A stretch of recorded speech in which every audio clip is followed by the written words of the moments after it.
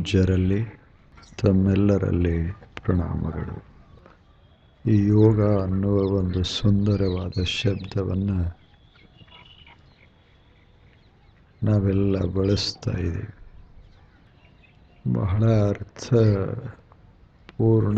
ಶಬ್ದ ಅದು. ಈ ಯೋಗ ಅಂದರೆ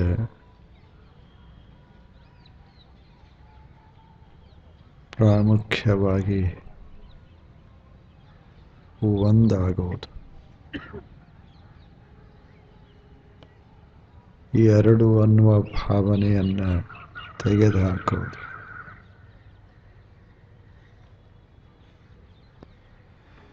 ತಾನೂ ತಾನಾಗಿರೋದು, ಅದು ಯೋಗ.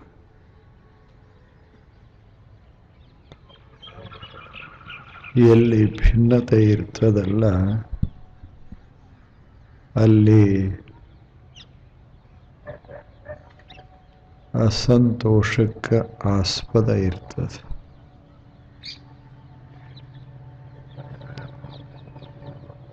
ಅಲ್ಲಿ ದ್ವೇಷಕ್ಕೆ ಅವಕಾಶ ಇರ್ತದೆ. ಯಾವಾಗ ಎರಡು ಅನ್ನುವ ಮನೋಭಾವ ಮರೆಯಾಯಿತು ಆಗ ಈ ಜಗತ್ತನ್ನು ನೋಡಿ, ಎಲ್ಲ ಜೀವ ಜನಾಂಗವನ್ನು ನೋಡಿ ಮನುಷ್ಯ ಆನಂದವನ್ನು ಅನುಭವಿಸ್ತಾ ಇರ್ತಾನೆ. ಇದೆಲ್ಲವೂ ಈಶಾವಾಸ್. ಇಲ್ಲಿರುವುದೆಲ್ಲವೂ ಬೇರೆ ಬೇರೆ ಅಲ್ಲ. ಈಗದಲ್ಲ, ಇದು ಮಣ್ಣದ, ಇಲ್ಲಿ ನೀರದ. ನಾವೇನು ಕೂತೇವಲ್ಲ ಎಲ್ಲರ ದೇಹಗಳು ಮಣ್ಣ ನೀರಿನ ದೇಹಗಳೇ.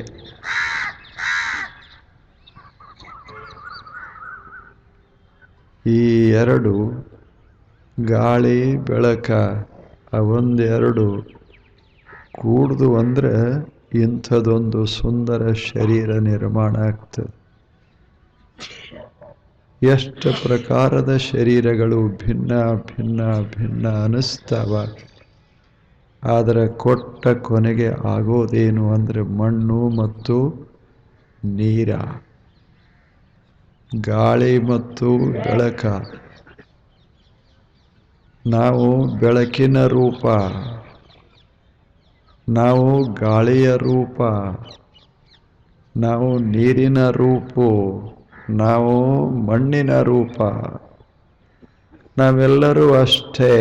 ಅವುಗಳತ್ತ ನೋಡಿದಾಗ ಮೂಲ ವಸ್ತುವಿನತ್ತ ನೋಡಿದಾಗ ನಾನು ಬೇರೆಯಲ್ಲ, ನೀವು ಬೇರೆಯಲ್ಲ, ಯಾವ ಪ್ರಾಣಿಯೂ ಬೇರೆಯಲ್ಲ, ಎಲ್ಲವೂ ಒಂದೇ. ಈ ದರ್ಶನದಲ್ಲ, ಇಂಥ ದರ್ಶನ ಮಾಡಿಕೊಡುವಂಥ ವಿಧಾನವೇ ಯೋಗ. ಇದು ಯೋಗ. ನೋಡಬೇಕು ಮನುಷ್ಯ ಒಬ್ಬ ವಿಜ್ಞಾನಿಯ ದೃಷ್ಟಿಯೊಳಗೆ ಏನದ ಈ ಜಗತ್ತಿನಲ್ಲಿ ಹೇಳಿ. ಎಲ್ಲ ಅಣುಮಯಂ ಜಗತ್ತೆಲ್ಲ ಅಣುವಿನ ರಚನೆ.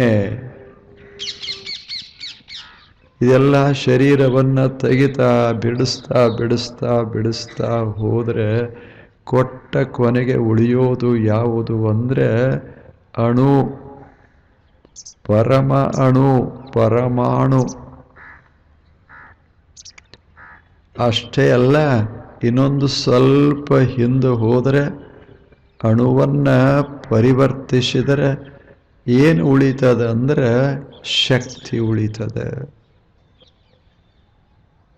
Energy equals mc². ಇದು ಸೂತ್ರ, ಜಗತ್ತಿನ ಸೂತ್ರ, ವಿಜ್ಞಾನಿಗಳ ಸೂತ್ರ. ಇದೇನದ ಅಲ್ಲ, ಇದ ಮಾಸ್, ಇದೆಲ್ಲ ವಸ್ತು.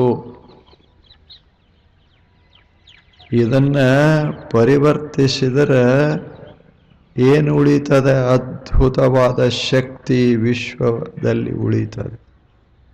ಇಂಥ ಶಕ್ತಿಯ ರೂಪ ನಾನು, ಇಂಥ ಶಕ್ತಿಯ ರೂಪ ನೀವು.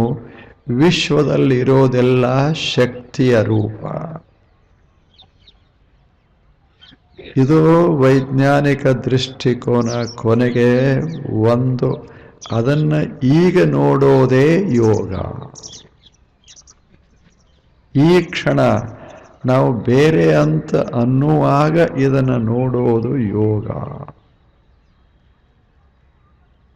ಅನಿಸ್ತದ ನಮಗೆ ಇದೆಲ್ಲ ಬೇರೆ ಬೇರೆ ಬೇರೆ ಅನಿಸ್ತದೆ. ಆದರೆ ಮೂಲ ರೂಪ ಹಾಗಿಲ್ಲ. ಮೂಲದಲ್ಲಿ ಎಲ್ಲ ಒಂದೇ ಇರ್ತದೆ. ಆ ಬಳಿಕ ಇಷ್ಟೆಲ್ಲ ಬೇರೆ ಬೇರೆ ರೂಪ ತಾಳುತ್ತದೆ. ಹೀಗೆ ತಾಳಿದಾಗಲೂ ಸಹಿತ ಈ ವೈವಿಧ್ಯತೆಯಲ್ಲಿ ಏಕತೆಯನ್ನೇನು ಕಾಣುತ್ತೇವಲ್ಲ, ಅದೇ ಯೋಗ ದೃಷ್ಟಿ ಅದ. ಇದು ಯೋಗ ದೃಷ್ಟಿ. ಜಗತ್ತಿನಲ್ಲಿ ಎಷ್ಟೇ ಯೋಗಗಳ ಇರಲಿ, ಎಷ್ಟೇ ವಿಧಾನಗಳಿರಲಿ, ಎಲ್ಲದರ ಅಂತಿಮ ಏನು ಅಂದರೆ ಏಕತೆಯನ್ನ ಕಾಣೋದು. ಈಗೆಷ್ಟು ಭೇದದ ಹೇಳಿ, ಬರೇ ಮನುಷ್ಯ ಕುಲದಾಗ ಮತ್ತು ಕೆಂಪಿದ್ದವ್ರು ಬೇರೆ, ಕಪ್ಪಿದ್ದವ್ರು ಬೇರೆ, ಹಳದಿ ಇದ್ದವ್ರು ಬೇರೆ, ಎತ್ತರಿದ್ದವ್ರು ಬೇರೆ, ಗಿಡ್ಡಿದ್ದವ್ರು ಬೇರೆ. ಎಷ್ಟು ಮಜಾ ಅದು. ಮತ್ತು ಇದ್ದದ್ರಾಗ ಆ ಓಣೆಯವ್ರು ಬೇರೆ, ಈ ಓಣೆಯವ್ರು ಬೇರೆ, ಆ ಪಕ್ಷದವರು ಬೇರೆ, ಈ ಪಕ್ಷದವರು ಬೇರೆ. ಎಷ್ಟು ವಿಚಿತ್ರದ. ಈ ಬೇರೆ ಬೇರೆ ಮಾಡೋದೇ ಸಂಸಾರ, ಒಂದು ಒಂದು ಮಾಡೋದೇ ಯೋಗ.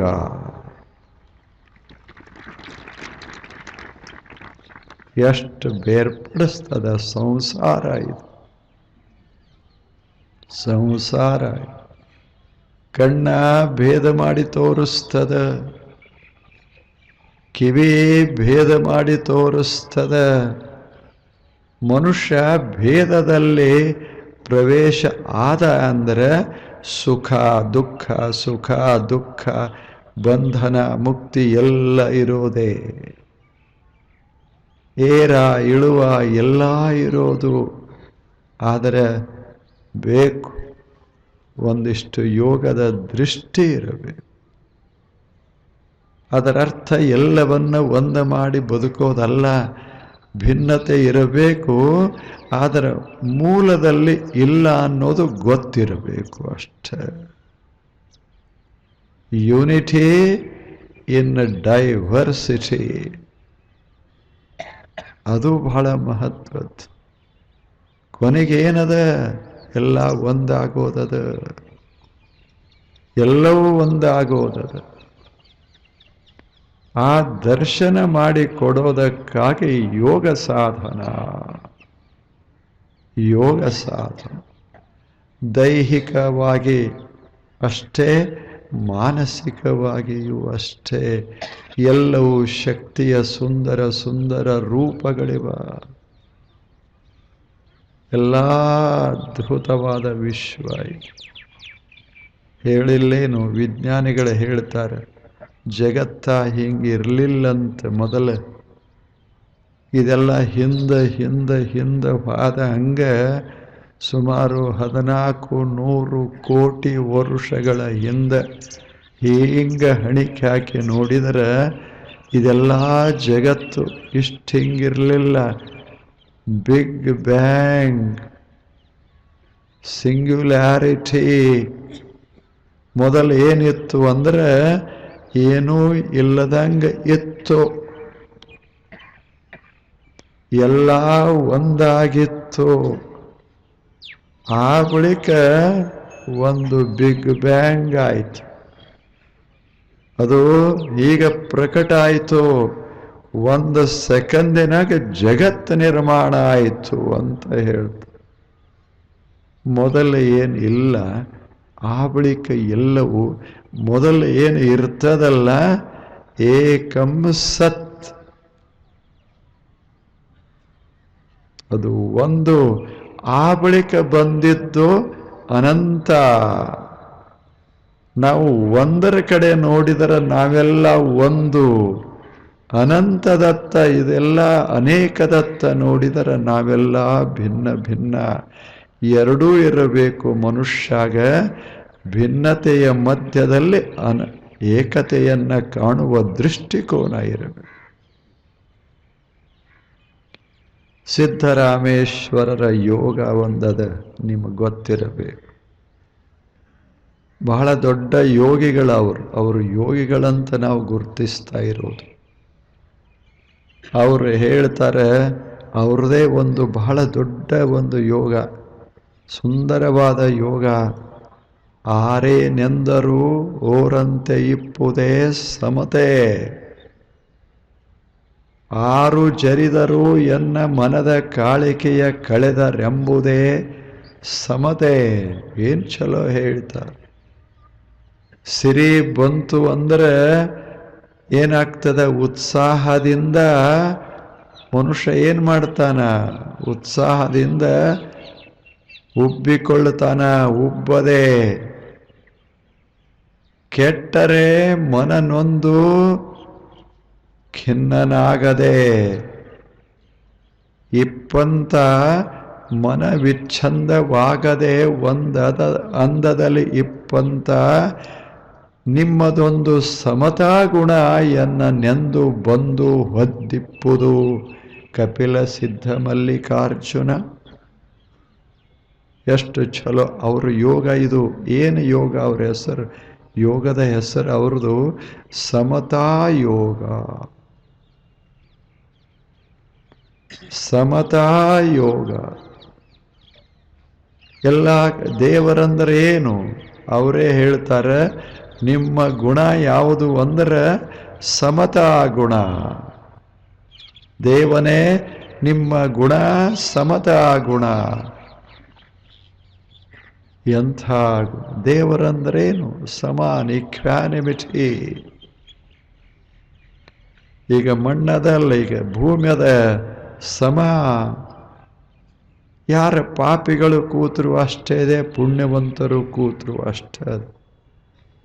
ಸಿರಿವಂತರು ಕೂತರು ಅಷ್ಟೇ, ಬಡವರು ಕೂತರು ಅಷ್ಟೇ. ಭೂಮಿ ನಮ್ಮನ್ನು ತಿರಸ್ಕರಿಸೋದಿಲ್ಲ, ನಮ್ಮನ್ನ ಭಿನ್ನ ಭಿನ್ನ ಮಾಡಿ ನೋಡೋದಿಲ್ಲ. ನೀವು ಯಾರೇ ಹಿಂಗೆ ಒಂದು ಕಾಳ ಹಾಕಿದರೆ ನಾವು ಯಾರತ್ತದು ನೋಡೋದಿಲ್ಲ. ಚೆನ್ನಾಗಿ ಬೆಳೆಸಿ ಒಂದು ಸುಂದರ ತೆನೆ ಮಾಡಿ ನಮ್ಮ ಉಡಿಗೆ ಹಾಕ್ತದೆ. ನಾವು ಯಾರಾದರೂ ಸರಿ, ಯಾರಾದರೂ ಸರಿ. ಹಾದಿಯಲ್ಲಿ ಹೋಗುವ ಮನುಷ್ಯ ಯಾರು ಅಂತ ಕೇಳೋದಿಲ್ಲ. ಗಿಡ ನೆರಳ ಕೊಡ್ತದೆ, ಯಾರಾದರೂ ಸರಿ, ಯಾರಾದರೂ ಸರಿ. ಇಂದ ಅತ್ಯಂತ ಕೆಟ್ಟ ಮನುಷ್ಯ ಬಂದು ನೆರಳಿಗೆ ಬಂದಾನಂದರೂ ತಂಪ ಕೊಡ್ತದೆ, ಒಳ್ಳೆಯವ ಬಂದಾನಂದರೂ ತಂಪ ಕೊಡ್ತದೆ. ಕೋಟ್ಯಾಧೀಶ ಬಂದರೂ ನೆರಳು ಕೊಡ್ತದೆ, ಸಾಮಾನ್ಯ ಭಿಕ್ಷು ಬಂದರೂ ನೆರಳು ಕೊಡ್ತದೆ. ಇದು ಸಮತಾ ಕಾಣಿಸ್ತದೆ ಜಗತ್ತಿನಲ್ಲಿ. ಜಗತ್ತಿನಲ್ಲಿ ಸಮತೆ ಎಲ್ಲದ ಹೇಳಿ? ಭೂಮಿಗೆ ಕೇಳಿ. ಮಹಾರಾಷ್ಟ್ರ ಎಲ್ಲದ? ಭೂಮಿಗೆ ಕೇಳಿ. ಎಲ್ಲದ ಕರ್ನಾಟಕ ಹೇಳಿ? ನಾವು ಗೆರೆ ಎಳೆದ ಮಾತ್ರಕ್ಕೆ ಭೂಮಿ ಭಿನ್ನ ಆಗೋದಿಲ್ಲ. ಭೂಮಿ ಭೂಮಿ, ಭಾರತ ಭಾರತ ಅಲ್ಲವೇನು? ಪೃಥಿವಿ ಪೃಥಿವಿ ನಾವು ವಿಭಾಗ ಮಾಡಿಕೊಂಡೇವಿ. ಇದು ಏಷ್ಯಾ ಖಂಡ, ಇದು ಯುರೋಪ್ ಖಂಡ, ಇದು ಆಫ್ರಿಕಾ ಖಂಡ, ಇದು ಉತ್ತರ ದಕ್ಷಿಣ ಅಮೇರಿಕಾ ಖಂಡ, ಆಸ್ಟ್ರೇಲಿಯಾ ಖಂಡ, ಧ್ರುವ ಪ್ರದೇಶದ ಖಂಡ, ದಕ್ಷಿಣ ಧ್ರುವ ಪ್ರದೇಶದ ಖಂಡ ಅಂತ ಮಾಡಿದವರು ಯಾರು? ನಾವು ಭೂಮಿಗೆ ಹೇಳಿದ್ರೆ ಅದಕ್ಕೆ ಯುರೋಪ್ ಗೊತ್ತಿಲ್ಲ, ಏಷಿಯಾ ಗೊತ್ತಿಲ್ಲ, ಸೋಲಾಪುರ ಗೊತ್ತಿಲ್ಲ. ಹೌದಲ್ಲ ಹೇಳಿ? ಸೋಲಾಪುರೂ ಗೊತ್ತಿಲ್ಲ, ಆ ಬಳಿಕ ಪುಣಾನೂ ಗೊತ್ತಿಲ್ಲ.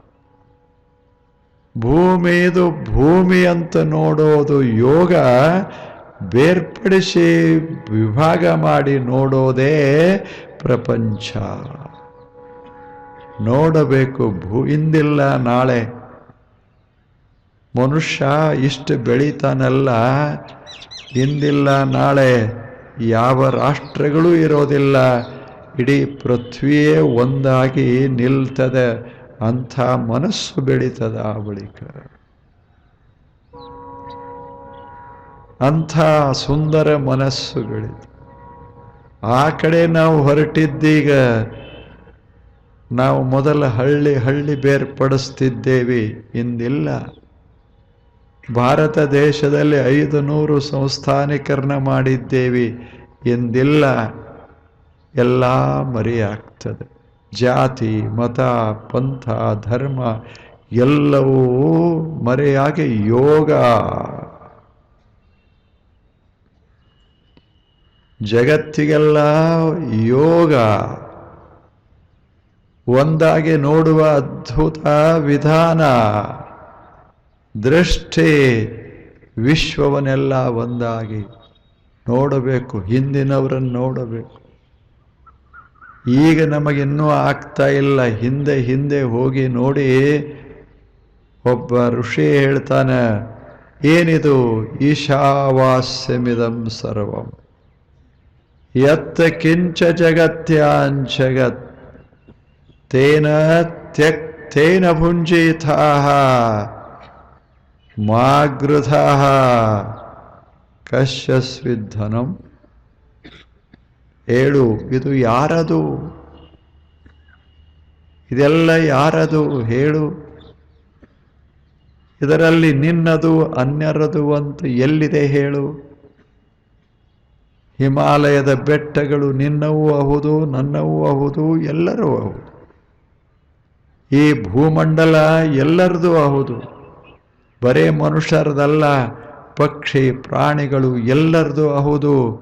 ಈ ದೃಷ್ಟಿಯನ್ನು ತರೋದಕ್ಕಾಗಿ ಯೋಗ.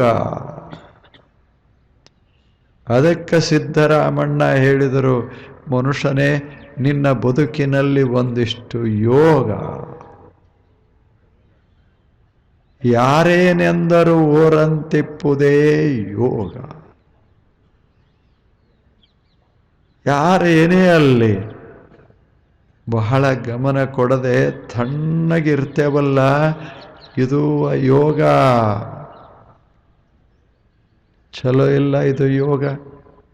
ನಮ್ಮ ಮುಖ ಒಮ್ಮೊಮ್ಮೆ ಕಪ್ಪಾಗ್ತದೆ, ಒಮ್ಮೊಮ್ಮೆ ಅರಳುತ್ತದೆ.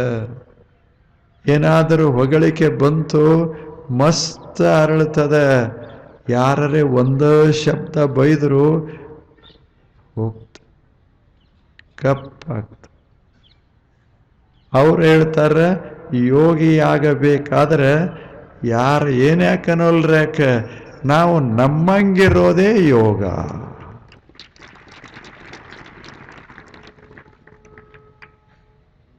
ಮುಂದೆ ಹೇಳ್ತಾರೆ, ಸಿರಿ ಬಂದಿತ್ತೆಂದು ಉತ್ಸಾಹದಿಂದ ಉಬ್ಬಬಾರದು. ಸಿರಿ ಹೋಯಿತು ಅಂತ ತಿಳಿದು ಮನಸ್ಸಿಗೆ ತಾಪ ಮಾಡ್ಕೋಬಾರದು. ಚಲೋ ಇಲ್ಲ. ಈಗಿನ ಕಾಲಕ್ಕೆ ಬಹಳ ಅವಶ್ಯ ಇದು. ಸಿರಿ ಬರ್ತದೆ, ತುಂಬಿ ಬರ್ತದೆ. ಇನ್ನೊಂದು ಸಲಕ್ಕೆ ಸಿರಿ ಹೋಗಬಹುದು. ಆದರೆ ಎರಡರ ಮಧ್ಯ ನಾನು ಅನ್ನೋದು ಬಹಳ ಮಹತ್ವದ್ದು. ಮನಸ್ಸಿಗೆ ಹಚ್ಚಿಕೋಬೇಡ ಮನುಷ್ಯನೇ. ಸಮತಾ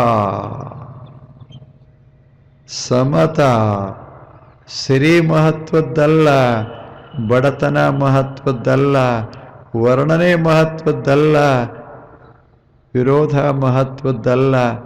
ಮನಸ್ಸು ಸಮನಾಗಿರೋದು ಬಹಳ ಮಹತ್ವದ್ದು. ಇದೇ ಯೋಗ. ಇದು ಯೋಗ. ಎಷ್ಟು ಸುಂದರವಾದ ಯೋಗ ಇದು ಯೋಗ. ಬುದ್ಧ ಬಂದಿದಾರ, ಕೈಯೊಳಗೆ ಭಿಕ್ಷಾ ಪಾತ್ರೆ ಅದ. ಅವರು ಒಂದು ಮನೆ ಎದರ ನಿಂತಾರ. ಬುದ್ಧಂ ಶರಣಂ ಗಚ್ಚ, ಬುದ್ಧಂ ಶರಣಂ ಗಚ್ಚ. ಮನೆ ಮಾಲೀಕ ಆಹಾರ ನೀಡಬೇಕಲ್ಲ. ಬುದ್ಧನಂತ ಬುದ್ಧ ಬಂದು ನಿಂತಾನ, ಸಾಮಾನ್ಯಲ್ಲ. ಜಗತ್ತು ಆಶ್ಚರ್ಯ ಪಡಬೇಕು ಅಂಥ ಮಹಾವ್ಯಕ್ತಿ. ಎಲ್ಲವನ್ನ ಪರಿತ್ಯಾಗ ಮಾಡಿ ಎಲ್ಲೋ ಏಕಾಂತದಲ್ಲಿ ವರುಷಗಳ ಕಾಲ ಕೂತು ಸತ್ಯದ ದರ್ಶನ ಮಾಡಿಕೊಂಡ ಮಹಾಶಾಂತಿ ಪುರುಷ ಬುದ್ಧ. ಆತನ ಸಮೀಪಕ್ಕೆ ನೂರಾರು ಜನ ಯಾವಾಗಲೂ. ಅಂಥ ಬುದ್ಧ ಕೈಯೊಳಗೆ ಭಿಕ್ಷಾ ಪಾತ್ರೆ ಹಿಡಿದು ಈ ಮನುಷ್ಯನ ಹತ್ತಿರ, ಈ ಮನುಷ್ಯನ ಮನೆಯ ಎದುರ ಬಂದ ನಿಂತಾನ. ಅವಾಗ ನೀಡಬೇಕಲ್ಲ. ಆ ಮನೆಯ ಮನುಷ್ಯ ಆತ ಒಂದು ಥರ. ಎಲ್ಲರೂ ಹೆಂಗೆ ಇರ್ತಾರ ಹೇಳಿ? ಬುದ್ಧ ಬಂದ್ರೇನು, ಅಬುದ್ಧ ಬಂದ್ರೇನು? ಕೆಲವು ಜನರ ಮನಸ್ಸೇ ಬ್ಯಾರೆ ಇರ್ತದೆ. ಇಲ್ಲಿ ಹೂವಿಟ್ರು, ಇಲ್ಯಾಕೆ ಹೂವಿಟ್ಟಾರ? ಅವ್ರದ್ದು ಹಂಗೆ. ಮತ್ತು ಎಲ್ಲಿಡಬೇಕು? ಅಲ್ಯಾಕೆ ಇಟ್ಟಾರ? ಮತ್ತೆ ನಾಳೆ ಅವಶ್ಯ ಬನ್ನಿ. ನಮಸ್ಕಾರ.